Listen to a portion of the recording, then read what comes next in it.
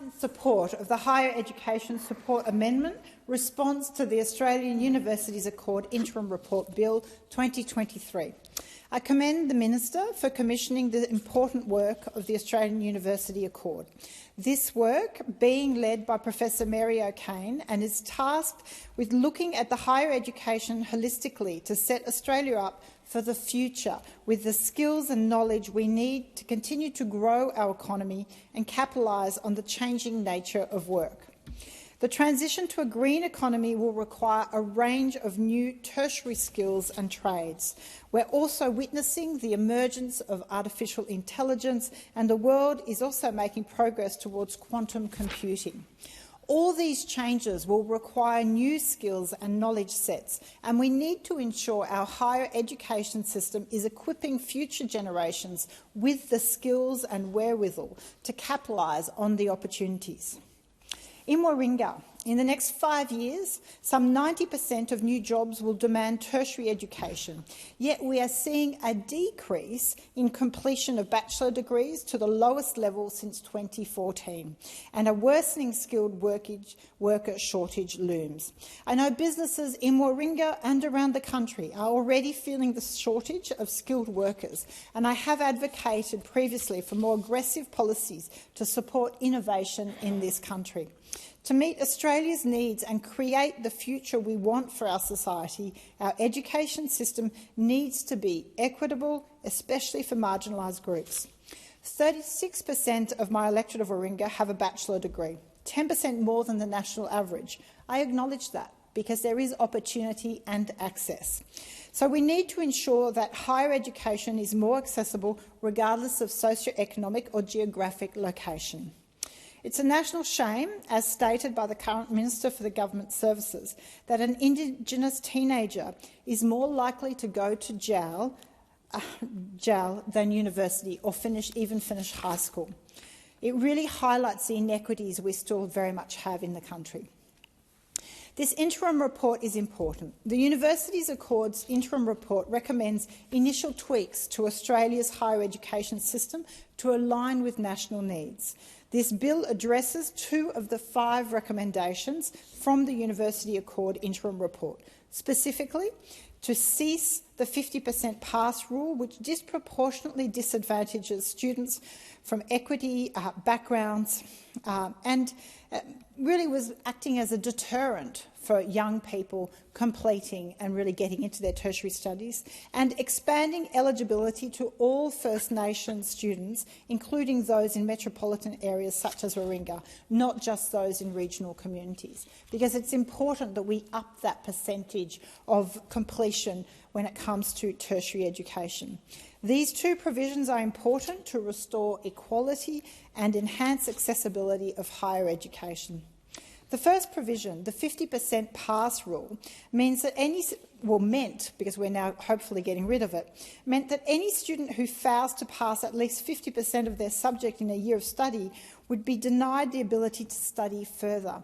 Now, these kind of one-size rules like that just don't work and don't take into account the circumstances students might find themselves and need to address. It's an incredibly punitive measure that disadvantages those that can least afford it.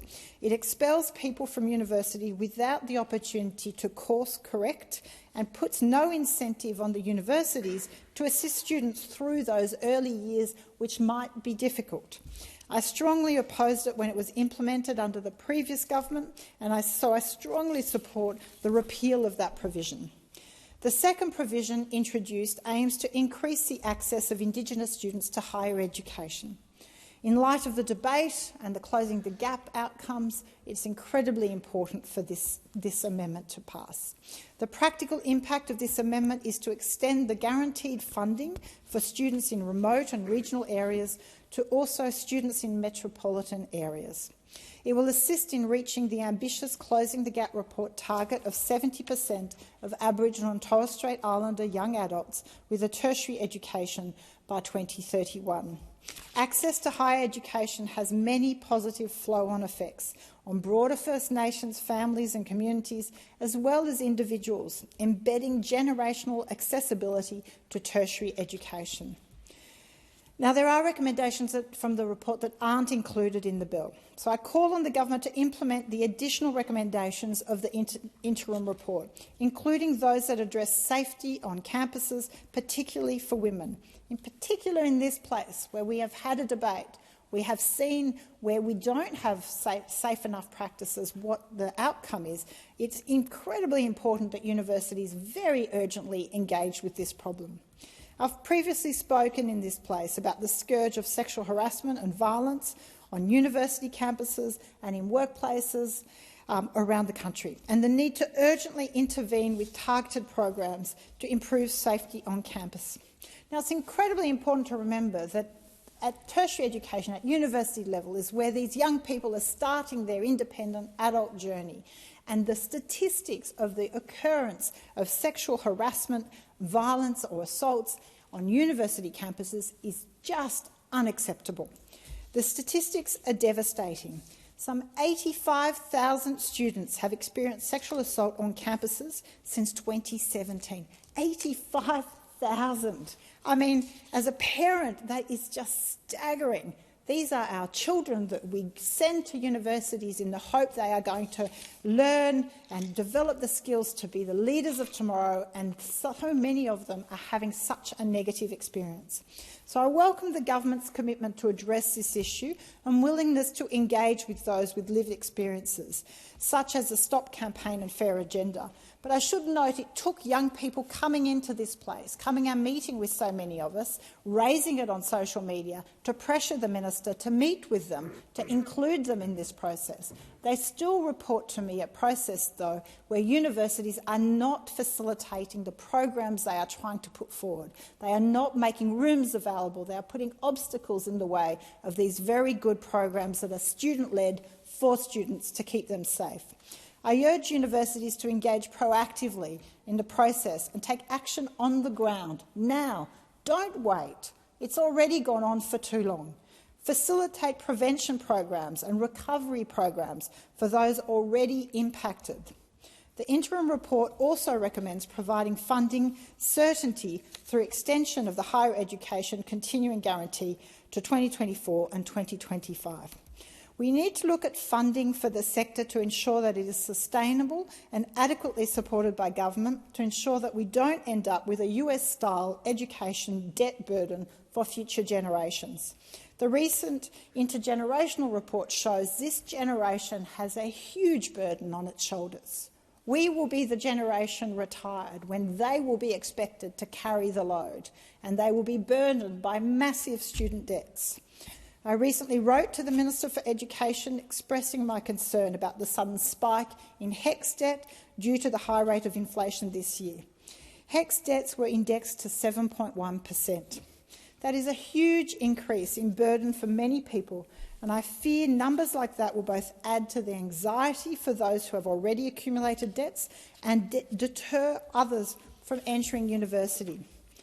I believe that indexation should be linked either to the wage price index, as it is in the United Kingdom, or to the lower CPI or the official cash rate. We must ensure we're not burdening students with unrealistic interest rate hikes on their HECS debts.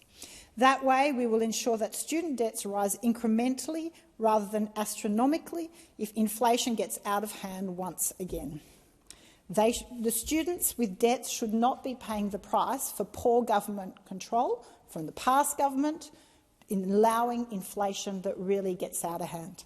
In conclusion, I welcome these initial moves and urge the government to commit to the full implementation of the remaining recommendations of the interim report. I look forward to the outcomes of the final report and trust that it will address two key areas: the long-term funding arrangements for universities and indexation, and the balance of funding allocated by government to humanities degrees as opposed to STEM. As someone who has studied humanities degrees, I strongly oppose and rejected the previous government's attempt to disadvantage some students over others. We need all areas of tertiary education to advance us as a society, to be able to develop young people with the skills to think, to come up with the solutions. Picking areas that you want to support over others is not the way to guarantee a strong and productive Australia of the future. The interim report begins with a mission statement for higher education. Higher education's mission is to make a better future possible for Australia. Well, let's work with the sector and future students to make sure that mission is achieved. We need to ensure we hear the voices of young people a lot more in this place. We need to make sure the Education Minister is hearing the voices of young people, because the decisions that are being made by government are going to impact the future of those young people. And we have a number of big challenges ahead, but we also have amazing opportunities.